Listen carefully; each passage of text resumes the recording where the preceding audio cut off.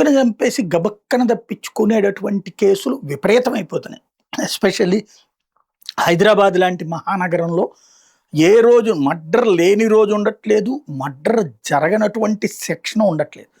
ఎందుకు చనిపోతున్నారు అన్నటువంటి దానికంటే కూడా దర్యాప్తు యొక్క ఆ వ్యవహారం ఏంటో తెలియని పరిస్థితులు ఉన్నాయి. తాజాగా 2 కీలకమైన అంశాలని ఓవైసీ చక్కగా ఎక్స్ప్లెయిన్ చేసుకొచ్చారు. నెంబర్ 1, మర్డర్లు ఇట్లాంటి పెరిగిపోతున్న దశలో ఒక ఏడాది లోపు వాళ్ళకి శిక్ష పడేటటువంటి విధంగా ప్రత్యేక వ్యవస్థ ఉండాలి.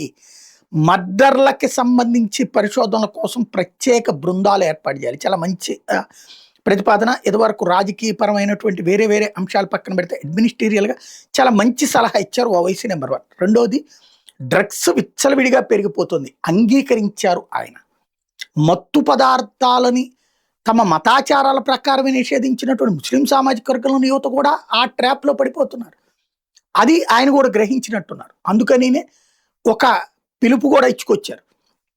ఎవరైనా మత్తు మందులు వదిలేయాలనుకుంటుంటే, మీ మీద ఆల్రెడీ నార్కో కేసులు ఉండి ఆగిపోతే దానివలన బయటికి రావడానికి భయపడుతుంది, నా దగ్గరికి రండి, నేను మీ మీద కేసు ఎత్తేపిస్తాను, అట్లాగే మీకు ఎవరైతే మళ్ళీ బతకడానికి తగినటువంటి ఏర్పాటు చేపిస్తాను, అంటే అదేదో కేసు కొట్టే ఇచ్చడం కాదు, వాళ్ళకి రిహాబిలిటేషన్ ఏర్పాటు చేయిస్తాను అని ప్రకటించారు. అలా రిహాబిలిటేషన్కి వెళ్ళే వాళ్ళకి కేసు ఉండదు. ఇది కాన్సెప్ట్ని ఆయన ప్రొజెక్ట్ చేసుకొచ్చారు.